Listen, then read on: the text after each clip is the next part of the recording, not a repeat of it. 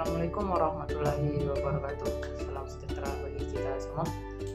Saya di sini akan menjelaskan sedikit tentang apa itu teori humanistik dalam psikologi. Sebelum masuk ke dalam materi, perkenalkan nama saya Muhammad Sri Wahyudin, biasa dipanggil Wahyu.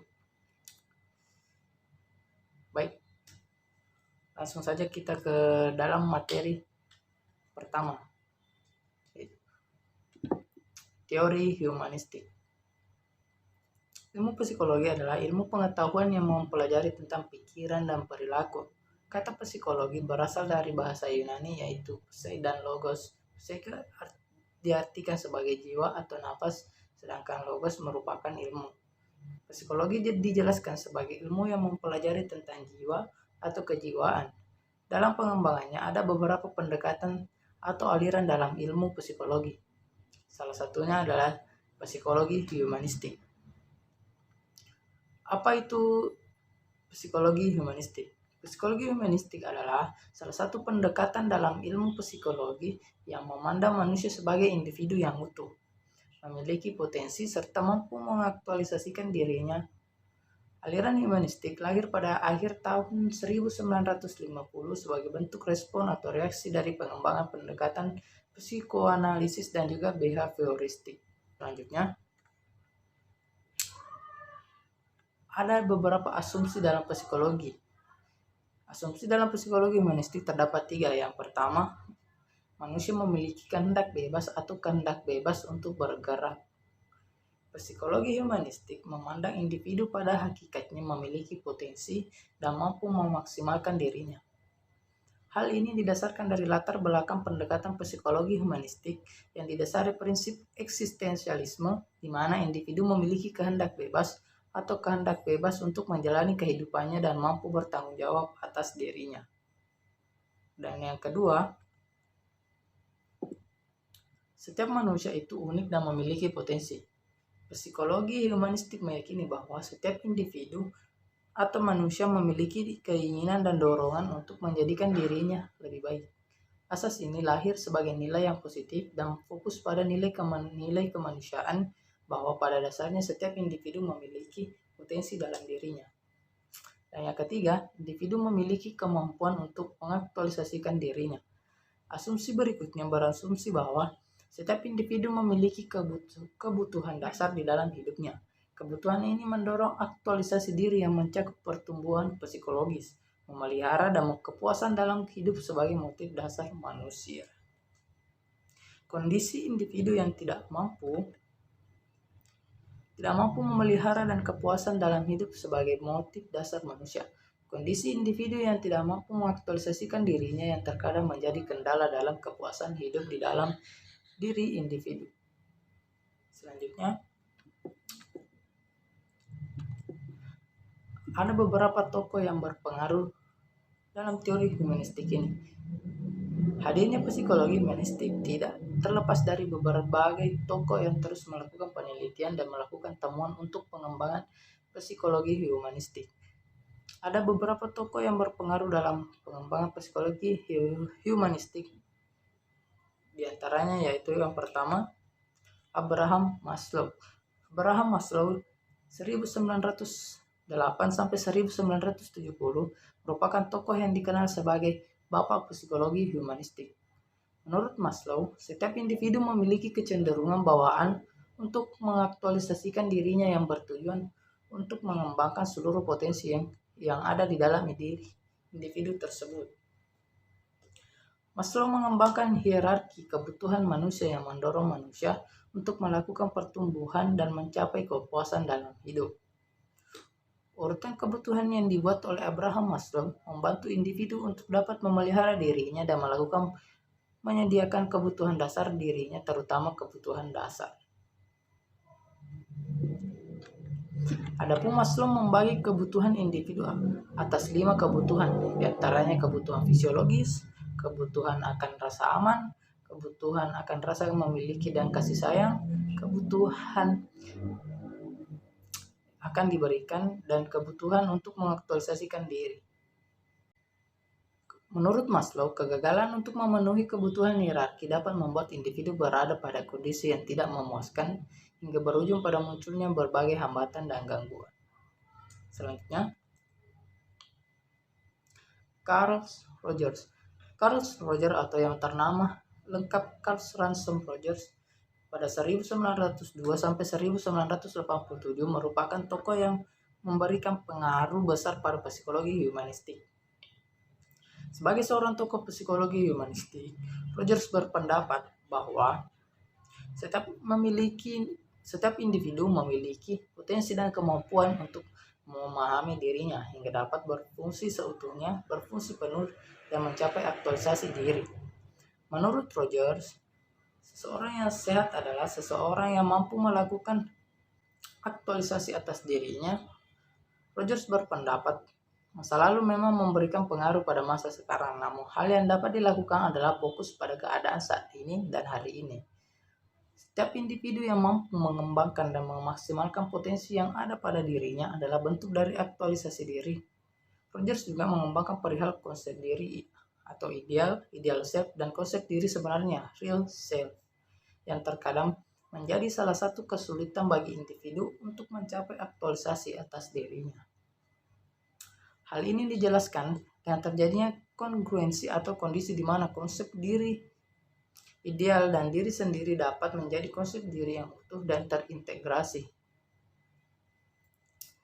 Selanjutnya, dalam pelaksanaan sesi konseling ataupun fisioterapi, Carl Rogers mengembangkan terapi berpusat pada klien yang mana konselor akan menempatkan fokus pada klien yang menempatkan diri pada posisi yang setara dengan klien.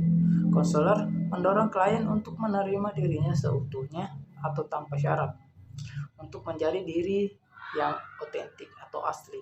Konselor humanistik umumnya melakukan pendekatan non-patologis dan fokus pada pertumbuhan diri dari individu sehingga tercapainya kepuasan dalam kehidupan. Yang ketiga, Arthur Combs. Perasaan, persepsi, keyakinan, dan maksud merupakan perilaku-perilaku batiniah yang menyebabkan seseorang berbeda dengan yang lain. Agar dapat memahami orang lain, seseorang harus melihat dunia orang lain tersebut, bagaimana ia berpikir dan merasa tentang dirinya. Itulah sebabnya untuk mengubah perilaku orang lain, seseorang harus mengubah persepsinya. Menurut Combs, perilaku yang keliru atau tidak baik terjadi karena tidak adanya kesediaan seseorang melakukan apa yang seharusnya dilakukan sebagai akibat dari adanya sesuatu yang lain yang lebih menarik atau memuaskan. Misalkan guru mengeluh murid-muridnya tidak berminat belajar, sebenarnya hal itu karena murid-murid itu tidak berminat belajar. Kalau saja guru tersebut lalu mengadakan aktivitas-aktivitas yang lain, barangkali murid-murid akan berubah sikap dan reaksinya. Sesungguhnya, para ahli psikologi humanistik melihat dua bagian belajar, yaitu diperolehnya informasi baru dan personalisasi informasi baru tersebut. Adalah keliru jika guru berpendapat bahwa murid akan mudah belajar kalau bahan pelajaran disusun dengan rapi dan disampaikan dengan baik. Sebab arti dan maknanya tidak melekat pada bahan pelajaran itu. Murid sendirilah yang mencerna dan menyerap arti dan makna bahan pelajaran tersebut ke dalam dirinya. Yang menjadi masalah dalam mengajar bukanlah bagaimana bahan pelajaran itu disampaikan, tetapi bagaimana membantu murid memetik arti dan makna yang terkandung di dalam pelajaran tersebut. Yakni apabila murid dapat mengaitkan bahan pelajaran tersebut dengan hidup dan kehidupan mereka, guru boleh bersenang hati bahwa misinya telah berhasil. Jadi jelaslah mengapa banyak hal yang dipelajari oleh murid segera dilupakan karena sedikit sekali kaitannya dengan dirinya. Dan yang keempat, Aldous Huxley. Manusia memiliki banyak potensi yang selama ini banyak terpendam dan disia-siakan. Pendidikan diharapkan mampu membantu manusia dalam mengembangkan potensi-potensi tersebut. Oleh karena itu, kurikulum dalam proses pendidikan harus terorientasi pada pengembangan potensi. Dan ini melibatkan semua pihak seperti guru, murid, maupun para pemerhati ataupun peneliti dan perencana pendidikan. Huxley atau Robert 1975 menekankan adanya pendidikan nonverbal yang juga harus diajarkan kepada siswa. Pendidikan nonverbal bukan berwujud pelajaran senam, sepak bola, bernyanyi, ataupun menari, melainkan hal-hal yang di luar materi pembelajaran. dengan tujuan menumbuhkan kesadaran seseorang. Proses pendidikan nonverbal seyogyanya dimulainya sejak usia dini sampai tingkat tinggi. Betapapun, agar seseorang bisa mengetahui makna hidup dalam kehidupan yang nyata, mereka harus membekali dirinya dengan suatu kebijakan hidup, kreativitas, dan mewujudkannya dengan langkah-langkah yang bijaksana. Dengan cara ini, seseorang akan mendapatkan kehidupan yang nikmat dan penuh arti. Berbekal pendidikan nonverbal, seseorang akan mampu memiliki banyak strategi untuk lebih tenang dalam menapaki hidup karena memiliki kemampuan untuk menghargai setiap pengalaman hidupnya dengan lebih menarik. Akhirnya, apabila setiap manusia memiliki kemampuan ini, akan menjadi sumbangan yang berarti bagi kebudayaan dan moral kemanusiaan. Dan yang kelima, David Mills dan Stanley Sher. Ilmu pengetahuan alam bertahun-tahun hanya dibahas dan dipelajari secara kognitif semata, yakni sebagai akumulasi dari fakta-fakta dan teori-teori.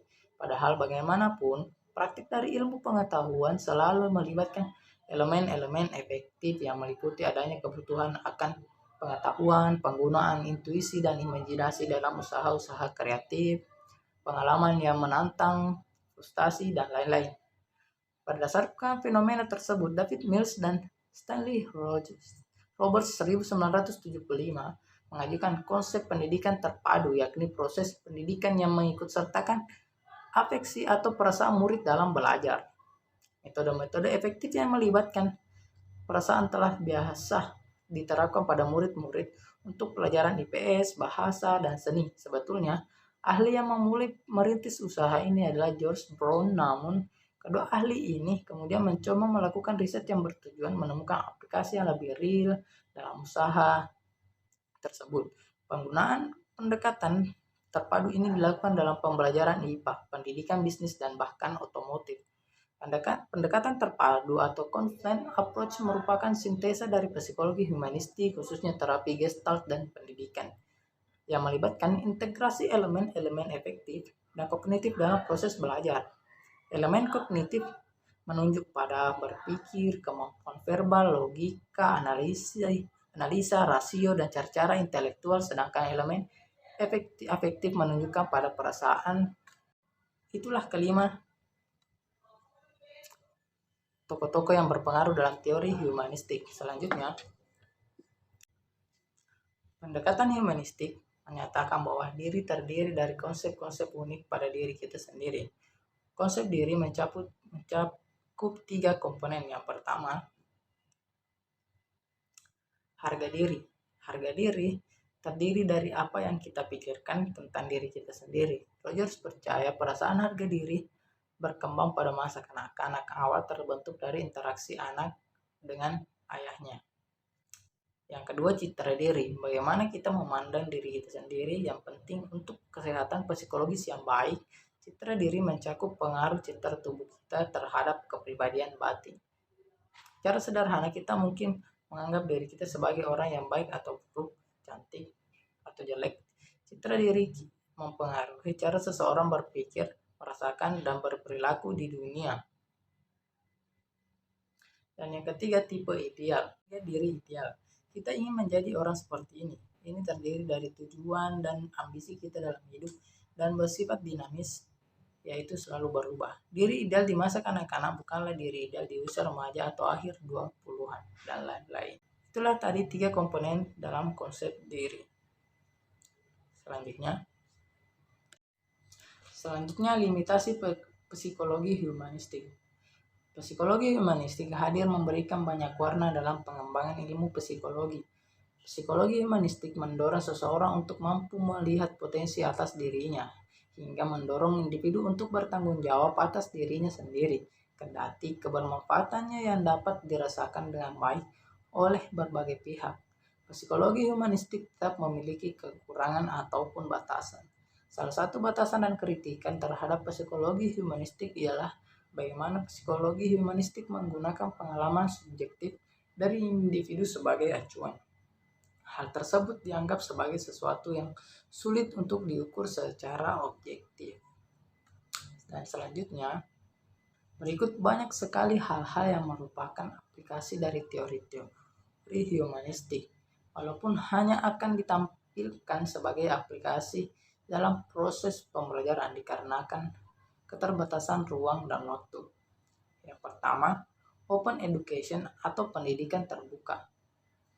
Pendidikan terbuka adalah proses pendidikan yang memberikan kesempatan kepada murid untuk bergerak secara bebas di sekitar kelas dan memilih aktivitas belajar mereka sendiri. Guru hanya berperan sebagai pembimbing. Ciri utama dari proses ini adalah lingkungan fisik kelas yang berbeda dengan kelas tradisional karena murid bekerja sama secara individual atau dalam kelompok-kelompok kecil. Dalam proses ini mensyaratkan adanya pusat-pusat belajar atau pusat-pusat kegiatan di dalam kelas yang memungkinkan murid mengeksplorasi bidang-bidang pelajaran, topik-topik, keterampilan-keterampilan atau minat-minat tertentu. Pusat ini dapat memberikan petunjuk untuk mempelajari suatu topik tanpa hadirnya guru dan dapat mencatat partisipasi dan kemajuan murid untuk nantinya dibicarakan dengan guru. Dan yang kedua, cooperative learning atau belajar kooperatif. Belajar kooperatif merupakan fondasi yang baik untuk meningkatkan dorongan berprestasi murid. Dalam praktiknya, belajar kooperatif memiliki 3 karakteristik. Yang pertama, murid bekerja dalam tim-tim belajar yang kecil, 4-6 orang anggota, dan komposisi ini tetap selama beberapa minggu. Dan yang kedua, murid didorong untuk saling membantu dalam mempelajari bahan yang bersifat akademik dan melakukannya secara berkelompok. Dan yang ketiga, murid diberi imbalan atau hadiah atas dasar prestasi kelompok. Dan yang ketiga, independent learning, pembelajaran mandiri. Pembelajaran mandiri adalah proses pembelajaran yang menuntut murid menjadi subjek yang harus merancang, mengatur, dan mengontrol kegiatan mereka sendiri secara bertanggung jawab. Proses ini tidak bergantung pada subjek maupun metode instruksional, melainkan kepada siapa yang belajar. Mencakup siapa yang memutuskan tentang apa yang akan dipelajari, siapa yang harus mempelajari suatu hal, metode, dan sumber apa saja yang akan digunakan, dan bagaimana cara mengukur keberhasilannya upaya belajar yang telah dilaksanakan. Dan yang keempat, student-centered learning, belajar yang terpusat pada siswa. Student-centered learning atau disingkat SCL merupakan strategi pembelajaran yang menempatkan peserta didik secara aktif dan mandiri serta bertanggung jawab atas pembelajaran yang dilakukannya. Dengan SCL, peserta diharapkan mampu mengembangkan keterampilan berpikir secara kritis, mengembangkan sistem dukungan sosial untuk pembelajaran mereka, mampu memilih gaya belajar yang paling efektif, dan diharapkan menjadi lifelong learner dan memiliki jiwa entrepreneur.